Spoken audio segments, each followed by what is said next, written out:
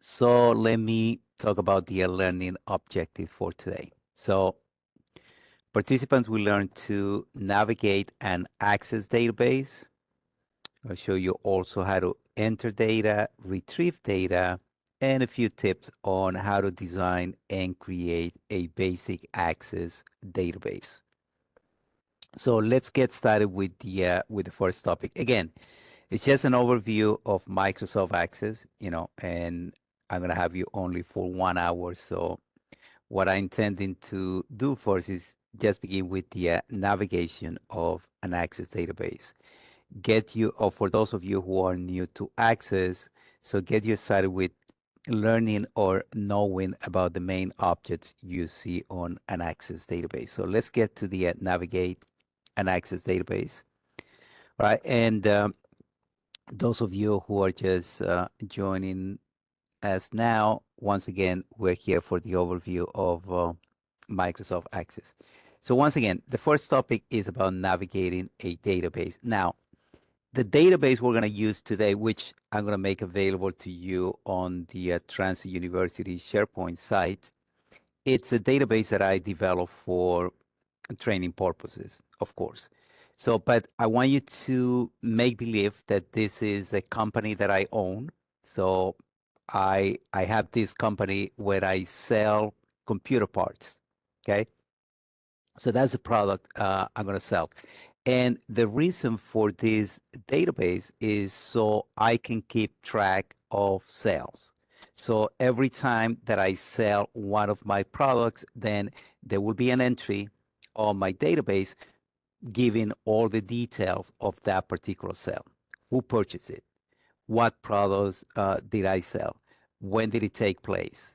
How many products they purchased, and so on. So that's the reason. That's a need for the database. Okay.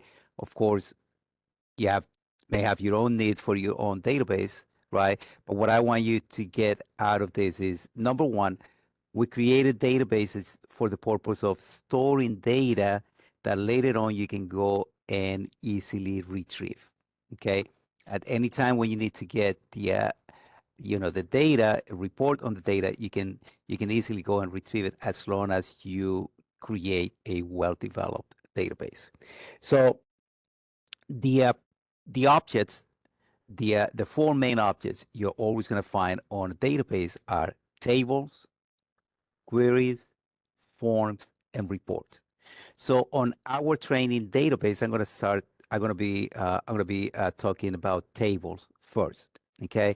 So the table that I have on my database. So remember, again, it's a database that I created for the purpose of keeping track of sales on my may believe company where I sell computer products, right? So of course, I'm going to have a table that details all my products. So that's what I call the TVL for table, TVL product, right? Now I'm going to have customers buy my products. So I need information about my customers, their name, the city where they operate, phone number for me to call, and so on. Now, as I start selling my products, every time a customer places an order, then I want to have detailed information about that order. What is it that they purchase? How many items? So the items that they purchase that go with the order are going to be placed into another table. All right. So that's the first topic we're going to talk about, tables, because that's where the data goes to, where the data resides on your tables. We're going to talk later about queries, which is a day to filter your data. So now that I have all this data on my database, I want to see how many items I sold to my customers in New York, okay, or things of that nature. But all the data filtering takes place with your queries. Forms, very interesting object over here that we use for data entry. So I'm going to give you more descriptions about that. And reports is a way to nicely present your data. So all the data that goes into your table, now you want to report, with a title, with a footer, a page number, and so on. That's where reports come into place. All right. So let me start by opening Access and pulling out the database. So once again, I said I'm going to make available to you because I was just working with this database just 1 hour ago. So it's listed right here on position number 1. Let me just open it. And now you're taking a look at my database. Okay. Once again, for those of you who are new to Microsoft Access, when you open a database, first thing you're going to see right here on the left side is a display of all the objects on your database, and they're going to be placed into different categories, right? So you first look at your tables, then you see right here the queries, forms, and reports if you have any of them. There is another object, two other objects that sometimes you see on databases, and one of them is macros, and the other one are your Visual Basic modules. So I don't have any of those in this database, but I believe I have a workshop where I talk about creating macros. Okay, and if I don't, then I will make a class on that probably the next or the following quarter. All right, so let's go over to the tables that I was talking about. So, right, so when I started working on the database, probably one of the first tables that I would have to create for a situation like this would have been my product table, right? Let me open up the product table over here. And why the product? Because that's the first data that you have available to enter right away, right? Your customers will come as they start buying products, and as they start making those sales, then you're going to start populating the order table. But number one is the product list, right? So look at my products over here. This is what I sell. So I sell keyboards, mouse, monitors, laptops, and some other computer parts and computers, as I was saying before. Now, one thing that I want to call your attention over here is when I created this table, first thing that I knew I was going to need was a product ID. So each one of my products can be uniquely identified by an ID. So later on, if I'm placing an order and I want to detail which products go with that particular order, I will just use the product ID. I don't have to remember. I don't have to type in the name, the brand, the price. With the product ID, I know that I can always come to this table and find all the information I need about any particular product ID, right? So if it is number 7, I can see that this is a monitor, 24-inch from Dell, had the model number, and so on. So that's very key on that particular table. Now, on every table, again, those are new to Access. One of the, let's talk a little bit about terminology over here. So the column headings that you see over here, okay, all these columns that you see on a table, there is a name that we use for them in Access, and this is what we call a field. Okay, so the fields are the columns that make up your table. How many fields do I have on this table? Of course, I can count over here the product ID 1, 2, 3, 4, 5, 6. I have 6 fields on this table. Another concept I'm gonna refer to is the name for each line of information in a table. So every line of information that you see across right here, right, that give me, the product ID, name, etc. This is what we call a record, right? So you have records, you have fields on your table. How many records do you see on this table, right? If you look at the button over here, you're gonna see that my last ID for products is 25. Okay, but don't always look at the IDs on your tables. I want you to always look at these navigation buttons that you see right here at the bottom of the table, because this is what actually is going to tell you how many records you have on your table, right? So I'm seeing over here, I'm on record number 1 out of 25. So this is the total of record. The reason I'm pointing to this is because if later on I need to delete 1 or 2 of my products, right? Then I'm going to go down to 23. And this number over here is going to update. But still, the last ID that I'm using on my list is still going to be 25. Okay, so don't get confused by that. It's always right here at the bottom of the table.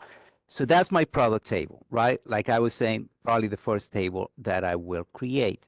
Now, the next table, again, as I start getting customers and selling my products, then the next table that will probably start populating is the customer table. So if I open up the customer table, okay, tell me quickly in the chat how many fields do I have on this table? Right, let me see who's the first one. How many fields do you see on the customer table? I guess you're counting then 8. All right. All right, I got 8, I got 14, I got 9. I get the first person who said 8 did a quick count, right? But it's actually 9, right? 1, 2, 3, 4, 5, 6, 7, 8, 9. So I'm counting the columns, right? Columns are the field, right? If you tell me that I have 14 records, you were not, I'm sorry. If you told me that I have 14 fields, that you were not referring to the fields, but you were rather referring to the records, right? So 14 records, 14 customers. You can also say, all right. So far these two tables, right? It only makes sense that I create these two tables on my database to track sales, right? So yeah, we're gonna track sales, right? But sales of what? Sales of my product, right? And who is buying this? Who's putting these orders? Of course, my customers, right? So far, two tables, the product and the customer table, right? In if I did add another record, the total number will change automatically. In other words, yep. All right. So to that question, if you add another record, as a matter of fact, as soon as I click over here, right, I may even trick access over there into now telling me, hey, you have 15 records. Yes, just because I went down one row. As soon as I start typing it here, it's going to remain with 15. If I do save that record, and I save the record just by moving to another line, okay? Or I can press escape, and escape will cancel the entering of a new record in here. So if I finish my record, yes, the 15 will remain. If I press escape and I go back to another line, then the 14 will update. But yes, Patel, this is an automated process over here. Okay, but let me also say this: why didn't I even attempt to enter a new record? Yes, to do a demo, because I'm a big fan of never using tables to enter new data. I always want you to use forms. Okay, I'm gonna explain. Explain why later on. Okay, but getting back to our table, so I will show you the product and the customer table, right? So I said, okay, so now as the customers are coming and buying my products, then the order table, okay, I call it order. You could have called it sales, probably more appropriate. But let me just double click on TVL orders, okay? And now you're seeing another table. This is an interesting one, okay? Because what I have chosen to add to the order table is only the order ID. Oh, by the way, I forgot to say, of course, with my customers, I also have a customer ID. That's very important. Let me stress that again. Whenever I'm referring to one of my customers, I'm just going to refer to them by the ID, right? So customer ID number 5, I know I can come to this table, find everything about that particular customer, right?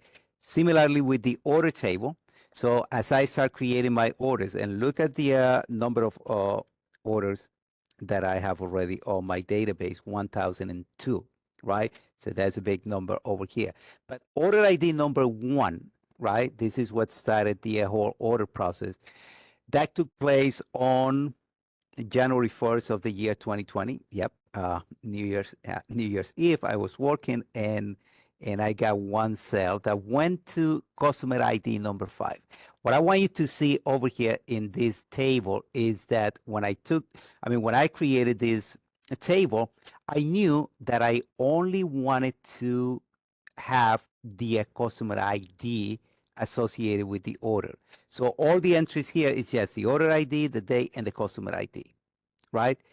Only the ID, the customer ID. I didn't want to add to this table the name of the customer, the address of the customer, the city where the customer resides, the estate, the zip, and so on. Okay. But my question to you is why? Why did I choose to deal only with the customer ID and not with the other information? Which, by the way, it may have been easier for me because now when I need to find information about customer ID number 5, I have to leave this table. I have to go over to the customer table and I have to find information about customer number 5, right? So this is the name, this is where they operate, the city, and so on. So again, my question is why only the ID and not the additional information right next to it? Okay. While you're thinking about the answer to that, what this would have looked like if I decided to put the information for the customer next to the customer ID, it would have been something like this. This is what I was talking about. Why didn't I do this? Why didn't I, besides the customer ID, why didn't I also include the name, the address, the city, and so on? Why do you guys think I didn't do that? Anyone in the chat? Anyone who wants me to unmute? And yeah, I like one answer that came. Some of the answers in the chat are coming privately, but I will share the answer, not the name. So, but somebody said the ID makes the data simpler. Okay, another person say to run queries. Yeah, another person say because of privacy, and also because it's a database and you only want a summary. Oh, interesting answers and getting there today. Okay. However, the one that I'm looking for, okay, is by separating the data.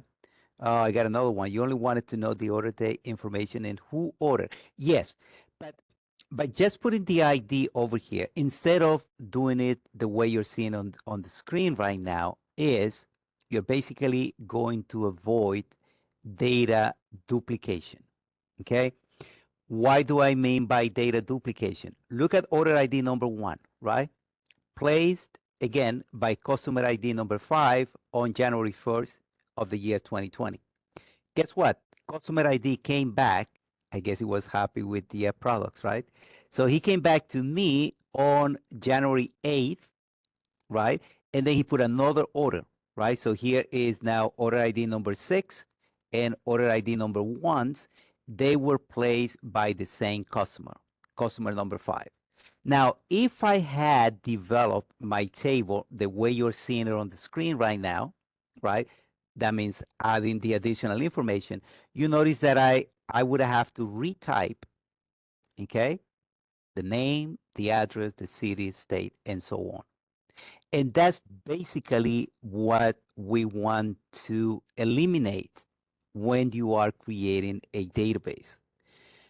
I always say this is kind of like the Excel approach, right? Because on Excel, whenever you're doing something, if you're using Excel to keep data, right, to create a database, right, most of the time we ended up putting all the information on one particular spreadsheet, right? Not all the time we take the time to separate our data. And as a result, we ended up with all this data redundancy over here. Okay. Even if you say, well, I can copy and paste. Yeah, but you're going to do it so many times. As a matter of fact, let me show you let me go to customer ID. And now I'm going to show you how to filter a table in Access. You're going to see how easy if I go to selection and I click on equal 5. So you notice that this guy, customer ID number 5, has placed 70 orders. Okay. And then again, if I have chosen to put all this information in this table, if I have chosen to mix the customer with the orders on one particular table, look at all the duplicates over here. All right. So 70 times I would have to enter the address, the city, state, zip, and so on, right? You don't want to do that on your database, okay? There's some, there are some techniques I'm going to give you at the end of the workshop on, separating your data. But that's very important that, when you start developing, planning your database, right, you can foresee that, you don't run into these data duplication. Sometimes you may do it. As you do it, as you start, duplicating data, then you got to stop and say, oh, what if I separate my data so I avoid this redundancy? So once again, and by the way, this table over here it's not even part of my database. I just created for illustration purposes, right? So let me just close it. Let me go back to the TVL order. Okay. Another thing that I wanna say with this particular database, right? Another step that I took was to separate the items that go with any order. So let's go back to order ID number 1. Okay, I know that this customer will probably purchase different products, not just one or two. So let's say that he purchased 5 products with order ID number 1.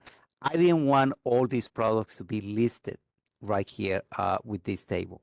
Why not? Because once again, you will create duplicates, right? You will have, if he purchased five products with this order ID, I will have to repeat the order date and the customer ID 5 times. Okay.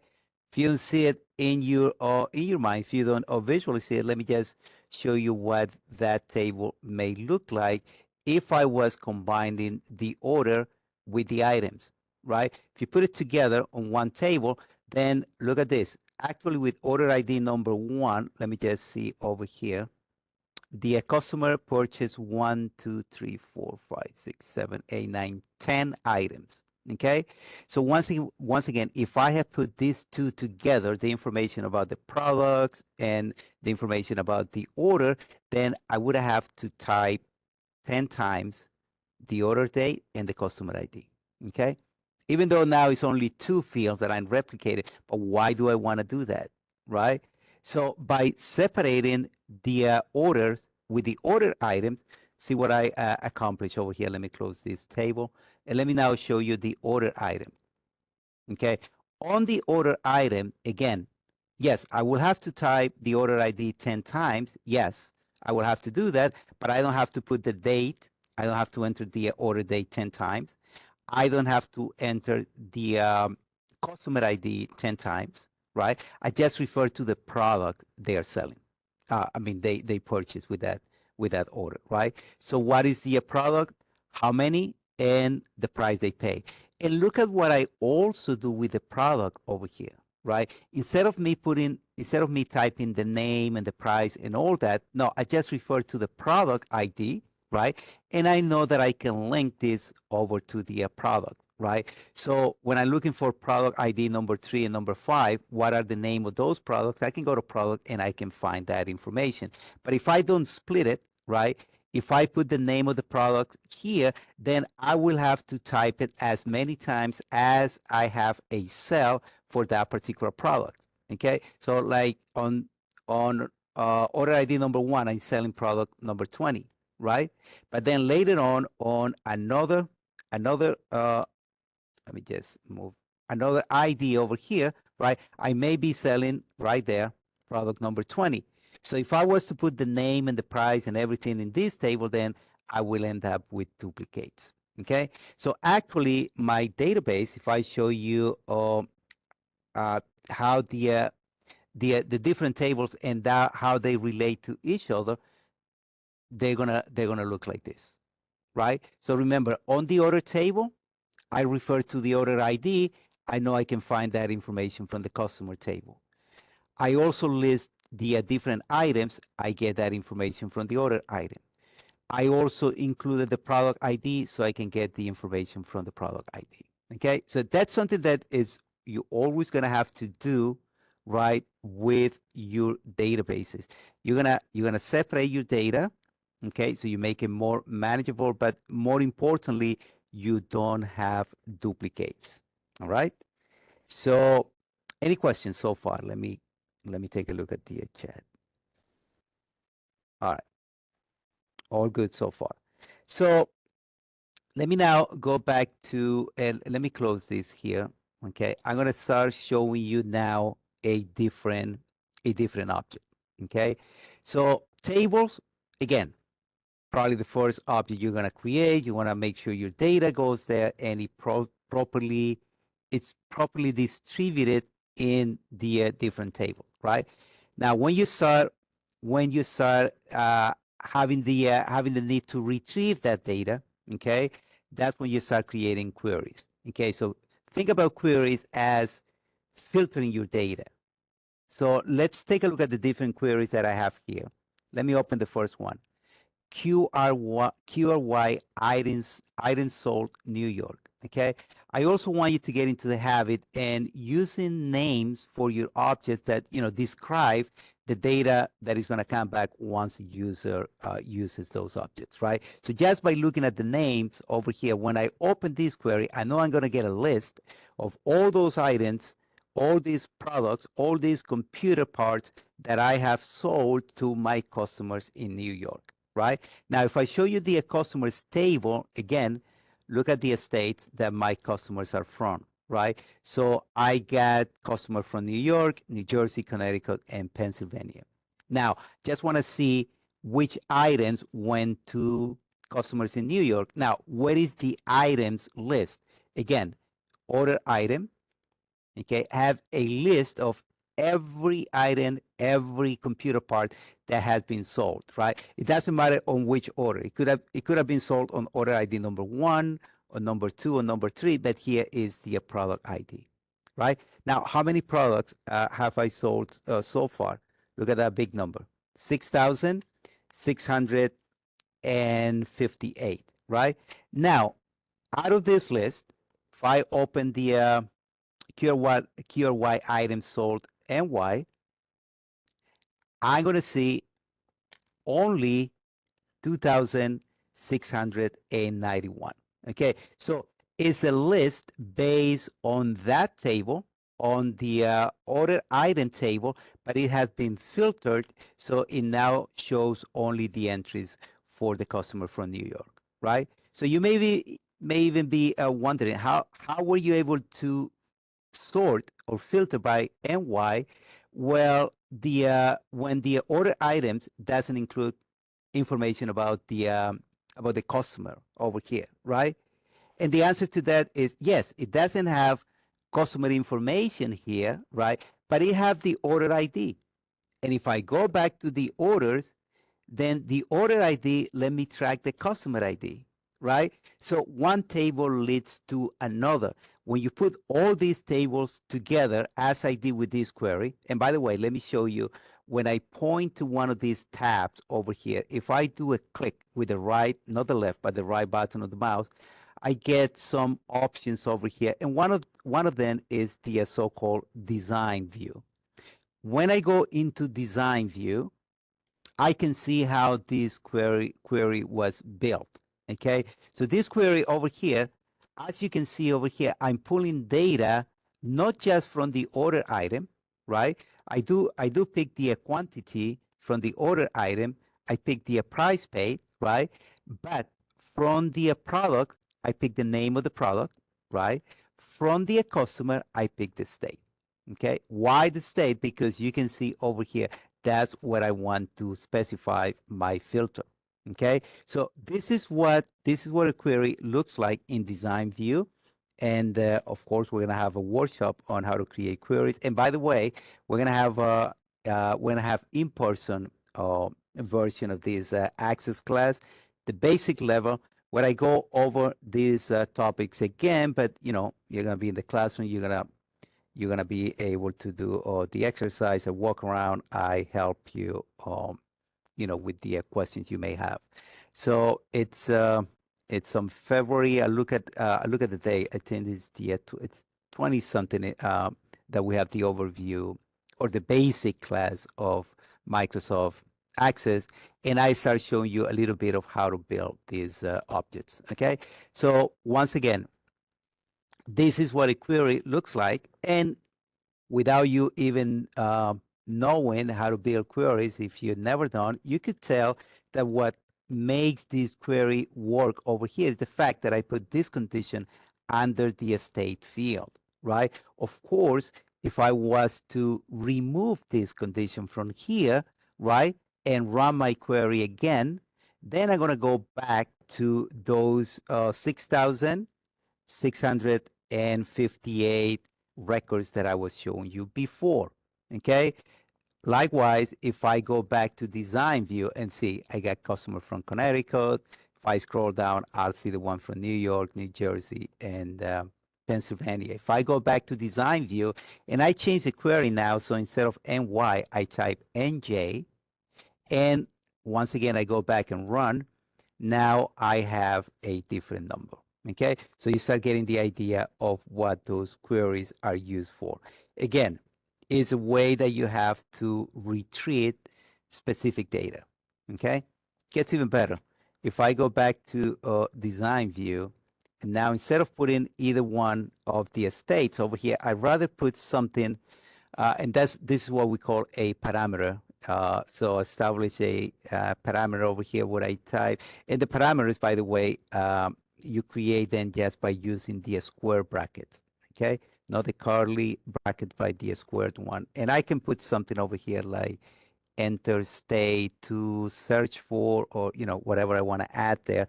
But the idea is that now when the user ran this query, click on run, every time I'm going to be asked to provide the value for that particular parameter. So if it is the case that I'm looking for the items that I sold to customers in PA, I can just type it in. I click OK, and now my query gives me that particular result, right? Very convenient, right? Because now you are not you're not entering a fixed criteria over here, but rather a parameter that the user have to supply the value every time they run the query. Let me do one more time now with CT. All right, and then you see a different number right here. Oops, didn't populate yet. Oh, exactly 1,000 from my customer from Connecticut. All right, so that is the first two objects I'm describing so far. So once again, tables used to store your data. Okay, queries, a way to retrieve data, to put filters on those tables. Now I'm going to close this here, and they're going to ask me if I want to save these changes. I'm going to say no, and the reason for that, again, this query over here describes the purpose of it, right? To retrieve the customer from New York. So right now it's doing something else, so I'm going to say no. Okay. And another thing that I want to show you is at any point I can start closing these objects that I open right here, which is even a good idea. It's not a good idea to have too many of them open. So I can close them individually, or I can do a right click, and there's an option over here that will close all of them at once. All right, so close all. Let me go back to my PowerPoint presentation. So I believe I did navigating data up to a point. We still haven't done data entry, right? But data entry is the next topic over here. All right, so it says you can enter data in an Access database using forms or tables. And while it's true that you can use a table to enter data, once again, I highly recommend that you always use a form rather than a table. Okay, so what's the difference, or how do you go about that? So first thing that I want to try to do over here, okay, and we can do this once again doing either a form or a table. Let me do it. Let me do it using a table, right? So let's say I haven't created any forms, right? Or I just started using Access, and I didn't know about these forms as an object to feed data into my tables, right? So all I have is right here, my tables. I get a new product, right? I could go to product, TVL product, and all the way at the bottom, I only have 26, right? I can fill this in. I can have a new product, And once I do so, then the data will save into the product table. Or I could have a new customer. So I can go to customer. Right here at the end, I type the data for the new customer, and now the new data will be added to the table, right? And that's kind of like, yeah, if it is a single table that you're gonna hit, that you're gonna need to enter data, then the process, gets simplified. You could use a table for that. But let me give you another scenario over here. You're going to take a new order. Okay, so you are on the phone. Let's say you are on the phone with a representative from Hopper Software. Okay, so customer ID number 8. Okay, so I just picked that one. So the guy is on the line with you, right? And he is telling you that he wants to buy. Let me look at the products over here.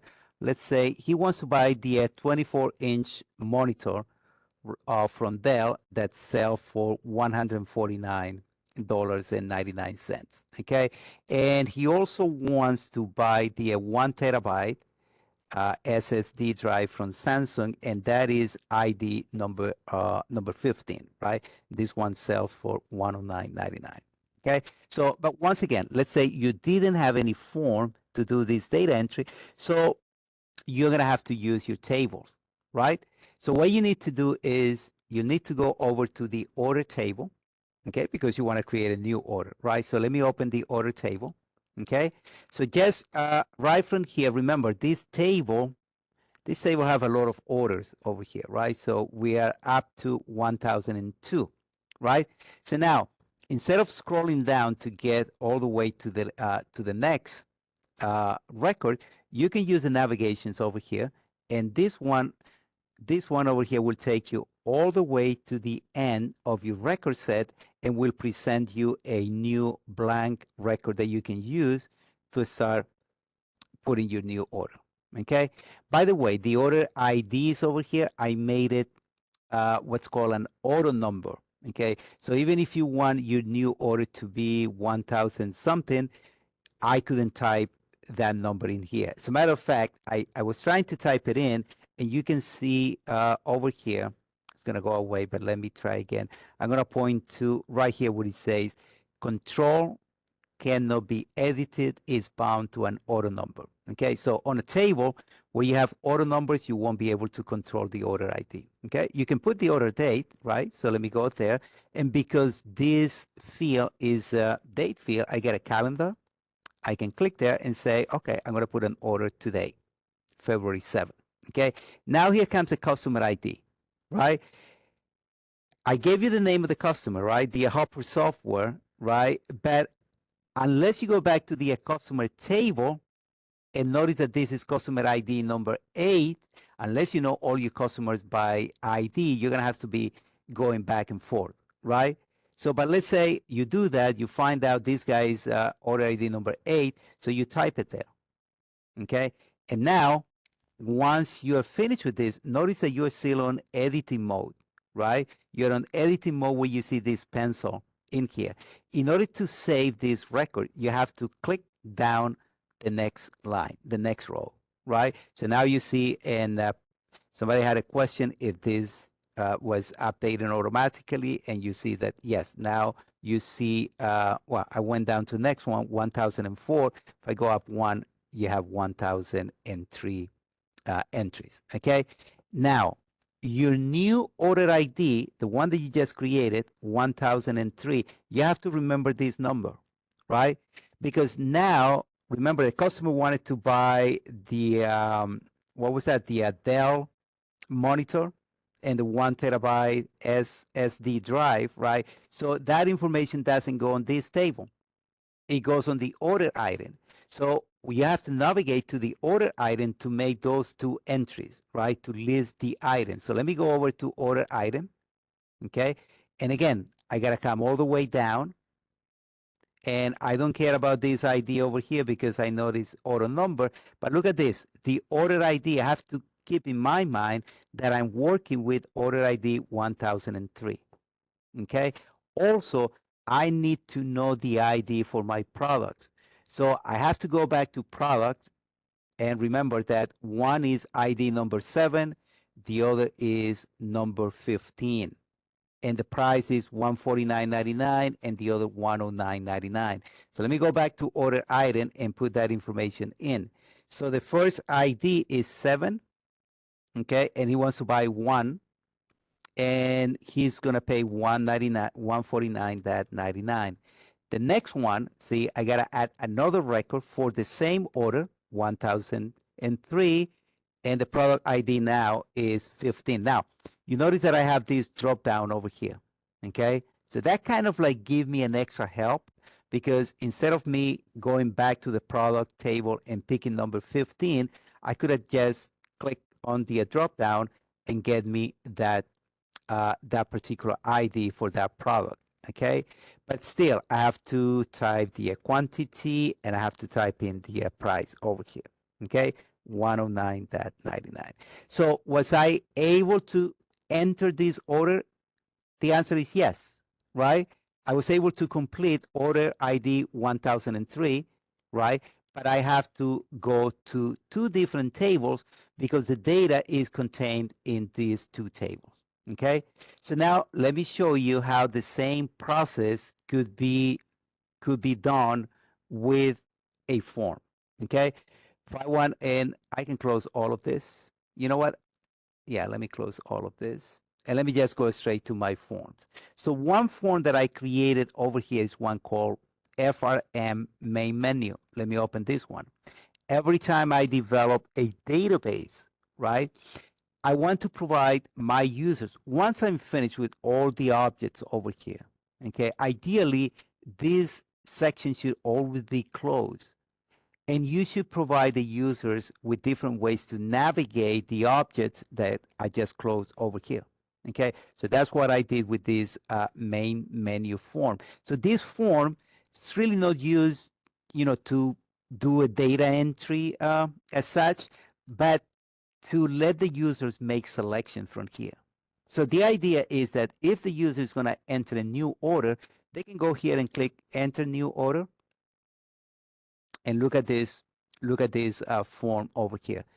What's interesting about this form is that this form is putting together data from the order table right here and data from the order items. And you're going to see how simple it will be now to enter a new order. So over here, again, I don't have to worry about the order ID because that's an order number, but I go to order date. I got the same calendar that you saw on the table. Let's say this is the same date, right? So the order ID gets populated, and now I pick my customer ID from the list. Okay, I don't have to worry about the ID. I just need the customer, right? So now let's say this is a different customer. So now it's the encoders web developers. Okay, so I know that's customer number 5 because that's the one for the first order. Now, see how interesting over here with this form. If this was a new customer, right, and I don't have it on my list, I provided the users with a button that they can click on, and now there's another form where they can enter the data for the new customer, right? So in other words, they don't have to go back to the table and hit the customer table. They can do it all in here. If they populate a new customer and they close the form, so now that customer will be selectable from that list. Okay, so that's how simple you make it for the users to manage data using those forms. Now, this order will will require different products, right? Whichever product they're buying. Let's say the customer is buying the 1 terabyte SSD, the same one from Samsung, right? So I can select it from the list now. 109.99. Let's say he's buying 2, and 109.99. I always get that question: can you have this price populated? And the answer is yes, right? So I could have instructed my database that when they make a selection, let's say they're also buying the 19.5-inch monitor for 110.99, and they're buying 3 of those, 110.99. Yes, I could have access populated this field over here. Okay, I just wanted to have some flexibility in case that you're offering a discount and you want to put a new value in there. But you see how easy this was, right? All I need to do here is just close the form, and there is a new order that was entered into the table. If I wanted to see that within the tables, I can open my tables and I could go to order, TVL order. If I come all the way down, now I'm going to go with the one before the one that I used before. So this will take me all the way to the end of my record set. And you see that order 1004 is there. If I want to see the items that went with that order, then I go to order item all the way down. And here it was item number 15 and number 8. Okay. If when you're looking at this table, you say, yeah, but there's a lot of IDs over there. I mean, and do I always have to jump from one table to another in order to match the customer ID, the product ID, and so on? Of course, the answer is no, right? So, but that's our next topic over here. So now that you know how to enter data, okay, how you're going to retrieve that data. So retrieving the data, you can use either the queries object, as you saw me before, retrieving data from the customers of New York, right? You can also use reports. In this particular database, I created a report that I want to share with you now, because also I made it so easy for the users to select, right? So when a user wants to, take a look at the cells, right, and instead of like opening each one of the tables and seeing the ID, the order, the quantity, and so on, they can use this report over here. So look at this one. It's a report called orders by date. If I click on preview right here, look at my report. Okay. And look at how the data is presented in there. So every order that I created, every order that have been placed will have the ID, day it took place. Now, instead of the customer ID, I got the actual name of the customer. And instead of the IDs for each one of the items that went with the order, I have them listed over here with the price, the quantity, how many they purchased, the price they pay, and I even get a subtotal over here, how much money I made with that sale. Okay, so this is just number one. If I take you, because there are some navigation buttons over here with report, if I take you all the way to the last page of this report, okay, it may take a little bit here. There are 240 pages, but those last orders that we entered today, right? Even the one for the Hopper software that we use with the table, right? So you see over here, it was entered today. This is the name of the customer. These were the two items that were purchased, and this is how much money we made with that sale. Okay, the one that we entered with the table, the one that I just entered with the form. All right. So this is a summary. This is a detailed report that lets you easily visualize your data. All right. So at the end of the day, the process is always to, you begin by spreading your data into different tables. At some point, you're going to put you're going to create some filters so you retrieve specific data. At some other points, you're going to put together the data from the different tables, and you're going to present it in items like the report that you just saw in there. Now, take a look at this other summary over here. Order totals by year. Okay, this one, if I preview it, all right, so now I don't have the details of each cell of each order, but I have summaries by the year, right? So the first year when I started, I had sell for 937,000. Second year was COVID, and then people were buying a lot of items computer related. 2002, I have to go back to my training job at the NTA, so the company didn't do so well. So as a matter of fact, these two records over here were for, training activities. I guess I had this class a couple of couple of times in 2002, and up to today, I still didn't have any entry for 2023. But those entries that you just saw me making on the database, they will reflect over here. Okay. Of course, I was joking about this, just a training database, but you can see how easy it is to see that data on those reports, right? And how useful those summaries and those reports are. Okay, so if you want to learn how to do all that, we have again our classes at 1:30, but I also have some videos on Transit University where I do workshops on reports. I believe I have one for forms and for query as well. All right, so let me move on to the next topic over here. So that was about retrieving data. Okay, creating a database. Okay, most of the time, and let me just go back here because I got the time. Let me go back here with the Access database. Okay, one thing that I want to say about these forms is you heard me saying that I don't want this navigation pane to be visible to users, right? So the way that you accomplish that is by going over to the File menu, going over to Options, okay? And then you click on Current Database. So these are the options for the database that is open right now. One of the things you may want to do is you want to start up your database by displaying that form that you call the main menu, right? The one you're going to create, that you're going to provide all the users with options to navigate your database.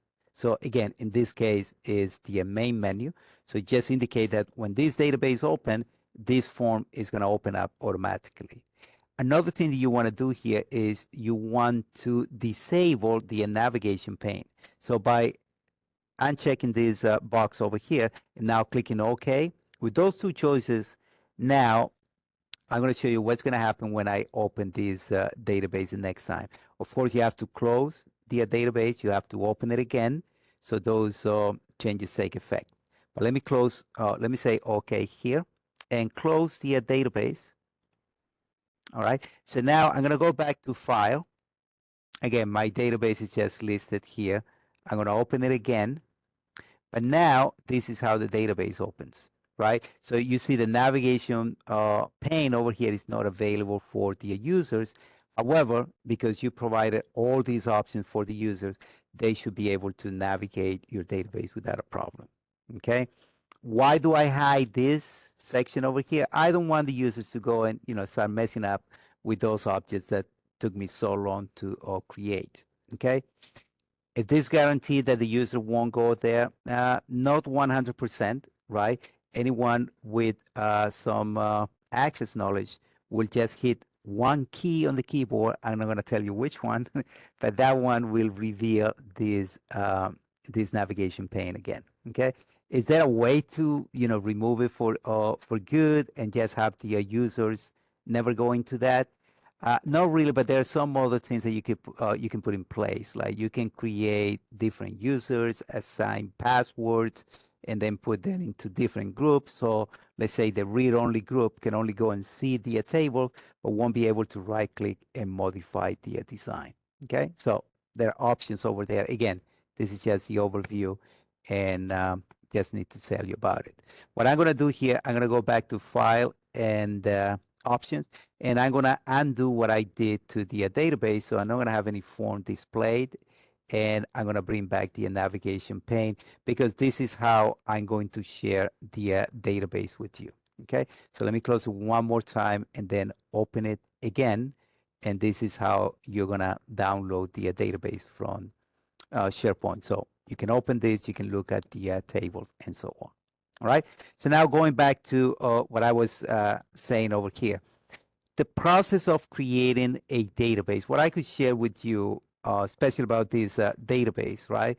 So when I got into, the process of creating database, and this, of course, will apply for every database you need to create. I would say the first thing you have to do is, sit down on a piece of paper, start writing down the data that you need to include on your database, right? So for this particular database, I knew I needed some information about the orders because that was the main purpose of this database, keeping track of the orders. So I knew I was going to need an order ID, the date the order took place, who was placing that order, and then that refers, of course, to the customers. Okay. So if you think about, let's say you need to create a database for the purpose of tracking employees taking overtime or employees attending some mandated training you need on your unit, right? So first start getting the data about that particular topic, whether it is the training or the overtime, right? So that will be, one group of fields. And then the next one, information about the employee, the BSC ID, the name, the phone number, email, and so on. Just like over here, I start with the orders, and then the information about the customers, right? Of course, because I was selling a product, then I knew I needed information about that product. So I put the ID, the quantity, the price, the name, and so on. Now, what I did next is, I put together all the fields that are related, right? So all the information about the customer, of course, you have to go in the customer table. All the information about the orders on the order table. All the information about the product on the product table. These two over here will probably require a little bit more experience, right? Because at first you may say, okay, all the information about the orders go on the order table, okay? And that's fine until you realize that you do a better job by separating the items, right, into another table. But even if you start just by mixing them over here, once you start getting those duplicates, then you have to stop and say, what if I put the items related to the order in another table? Will I stop having to retype the customer ID and the date the order was placed? And once you come to that conclusion, then yes, you can stop and redesign, okay, or move things around, and then end up with a new table. Okay, if you do something like this, then you're going to create what's a more efficient database, what we call a relational database. Why relational database? Because these tables at the end of the day are going to be related to each other, right? As long as you have a common field between those tables over here, okay, you're going to be able to relate the data from one table to another. That is also key. That is also very important. You have those common fields on the two tables that need to be related, and you'll be in good shape. Okay, again, you're going to end up with something like this, where you're going to see over here, and just pointing out that if the data is distributed on an order table and a customer table, right? When I'm putting my orders, I just need to refer to the customer ID. That data goes to another place.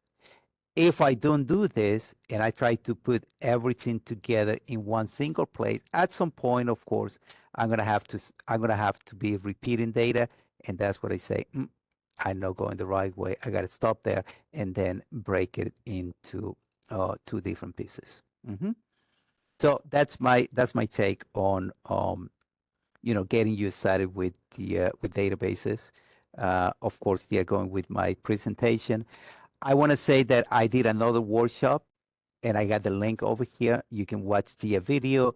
It's the same concept, the same overview, but I used a different database, right? So you may get a different perspective of why the data have to be separated and why did I separate the data on that particular database. Okay, and there's some videos over here from Microsoft you can also watch. So all this is going to go on the website. Again, if you ever need to get in touch with us, we can even do special class for your units. We can do a customized training. Just gotta reach out to either Lisa or Ariel, my bosses, and they will get back to you.